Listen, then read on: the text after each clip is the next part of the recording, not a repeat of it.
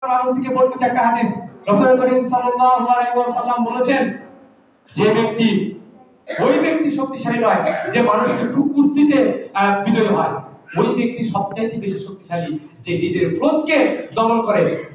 একজনকে আঘাত করা সত্ত্বেও একজন একটা কটু কথা বলেছে, একজন একটা মন্তব্য করেছে, সেটা তাকে তার যে কথার জবাব এবং তাকে আঘাত করার সামর্থ্য শক্তি থাকা সত্ত্বেও যে ক্ষমা করে দেয়, সে আল্লাহ পাকের কাছে সবচাইতে বেশি সম্মানিত। ক্ষমা একটা মহৎ গুণ। রাসূল করিম সাল্লাল্লাহু আলাইহি ওয়াসাল্লাম যখন মক্কা বিজয় করলেন, তখন বললেন, আর তোমাদের কাছে আমার কোনো রকম অভিযোগ নেই, আজকে আমি তোমাদেরকে ক্ষমা করে দিলাম। কিন্তু হ্যাঁ, অপরাধী ব্যক্তিকে তার শাস্তি পেতেই হবে। তার উপরে যে অপরাধ করেছে সে তাকে ক্ষমা করে দিয়েছে, কিন্তু সাহাবায়ে কেরামের উপর যে অত্যাচার করেছে তার শাস্তি কিন্তু অনেকে পেয়েছে।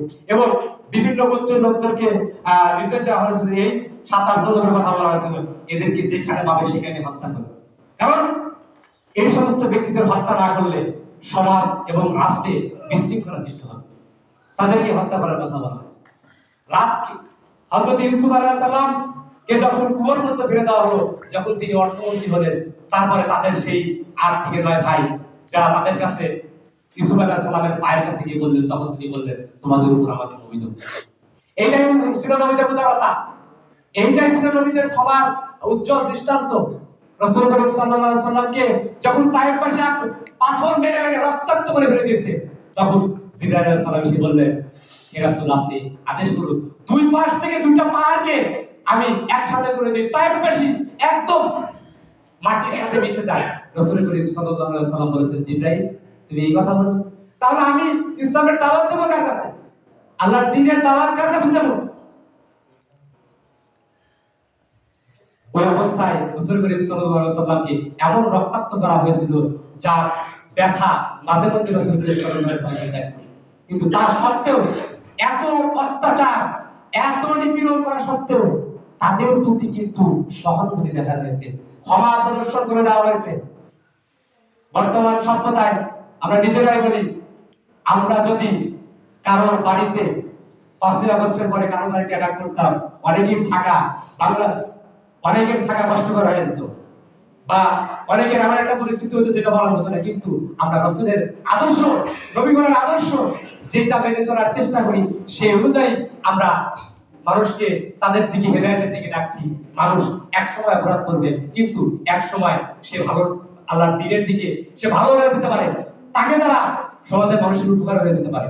সুতরাং এই ক্ষমাশীলতা একটা মহৎ গুণ। আপনাকে আমাকে একটা কথা বলতেই পারে, একজন একটা আঘাত করতেই পারে, চেষ্টা করবেন ক্ষমা করে দেওয়ার জন্য, যার ফলে আপনি দুনিয়াতেও সম্মানিত হবেন, পরকালেও সম্মানিত হবেন। পরবর্তী প্রশ্নটা,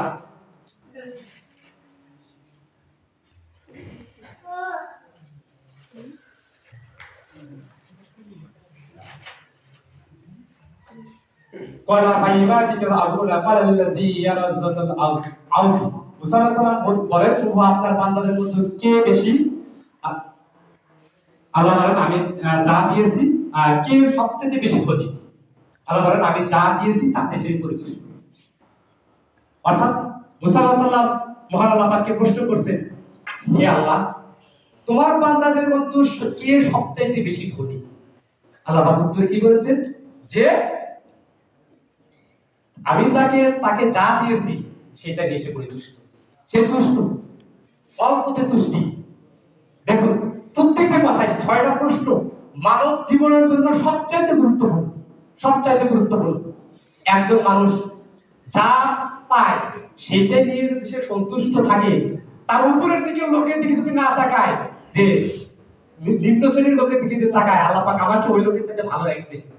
কিন্তু আমরা কি করি, আমাদের কাছে আমরা যদি কোনো একটা দুঃখে পড়ি, কষ্ট করি, আমরা বলি, দুঃখজনক ভাবে আমরা বলি, আল্লাহ পাক আমাকে কিছুই দেন না, আল্লাহ পাক আমাকে এত শাস্তি দিলে, এই করতেছে সেই করতেছে।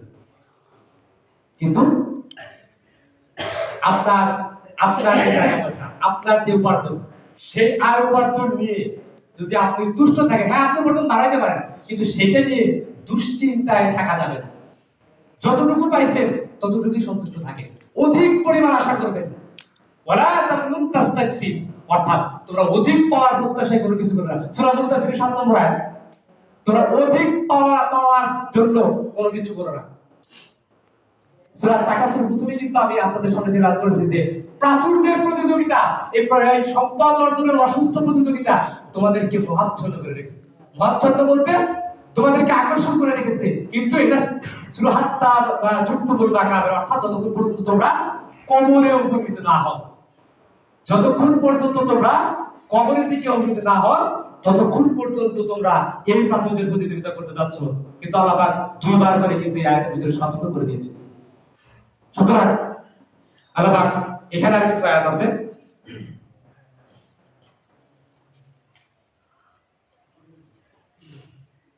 ওয়াল্লাযীনা লাইসাল ইন্নাসা মা'আলাসা, মানুষ যতটুকু চেষ্টা করবে ততটুকুই তার জন্য নির্ধারিত। সুন্দর একটা আয়াত, মানুষ যতটুকু চেষ্টা করবে ততটুকুই তার জন্য নির্ধারিত। অর্থাৎ আপনি একটা জিনিস পাওয়ার জন্য যত পরিশ্রম করবেন, যতটুকু পরিশ্রম করবেন ততটুকুই আপনি ফিটনেস পাবেন। এর থেকে অধিক পাওয়ার চিন্তা ভাবনা, এটাই কিন্তু আপনার আমার জীবনে মানে অস্বস্তিতে ফেলে দেয়। মানুষকে এমন একটা পরিস্থিতিতে নিয়ে যায় যেটা আসলে এক পর্যায়ে দুশ্চিন্তায় থাকতে থাকতে, টেনশনে থাকতে থাকতে মানুষের পরিস্থিতি সেটা খারাপ হয়ে যায়।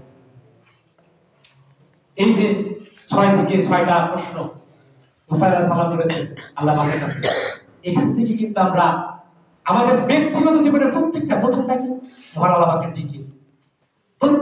প্রথমটা হচ্ছে মহান আল্লাহ পাকের জিকির।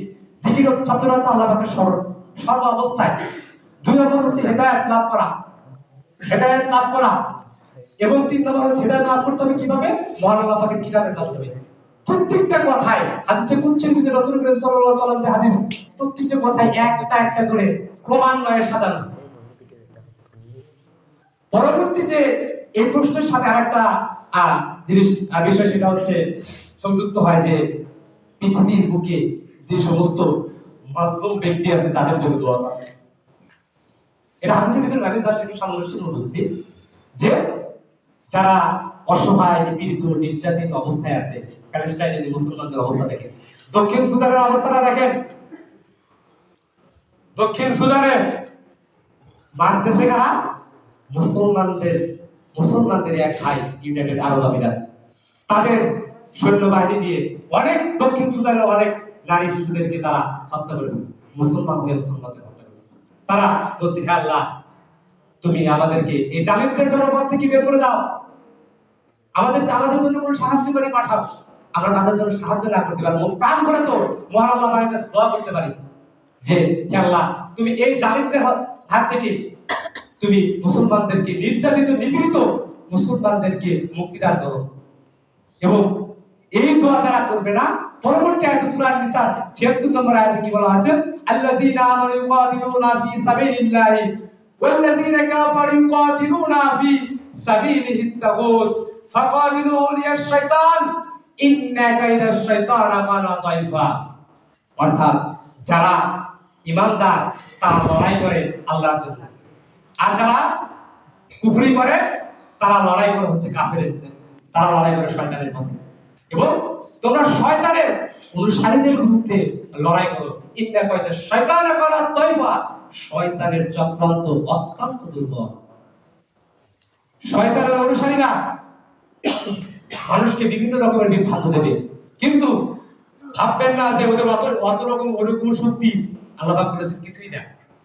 দাইফা, অত্যন্ত দুর্বল। যারা মানুষকে ভয় দেখায়, মানুষকে বিভিন্ন খারাপ দিকে নিয়ে যাওয়ার চেষ্টা করে, মানুষকে বিভিন্ন ভাবে হয়রানির চেষ্টা করে, আপনি যদি সৎ সাহস দিয়ে মহান আল্লাহ পাকের নারায়ে তাকবীরের সামনে দাঁড়ান, দেখবেন আপনি ইমানদার ব্যক্তি, আপনার 20 থেকে 30 জন, ওরা 100 জন শয়তানের অনুসারী, তারা কিন্তু পালাতে পারতে হবে। কারণ ইমানদারের জীবনে সবচাইতে উদ্দীপ্ততা প্রেরণা সেটা হচ্ছে শাহাদাত। শাহাদাত মুমিনের জন্য সবচাইতে চিরতামান্না। শাহাদাত এবং পরবর্তী যে বিষয়গুলো আছে সেগুলো পরবর্তীতে আমি আলোচনা করব ইনশাআল্লাহ। মহান আল্লাহ পাক আমাদেরকে যেন এই হাদিসের উপরে জানার, বোঝার এবং আমল করার তৌফিক দান করুন।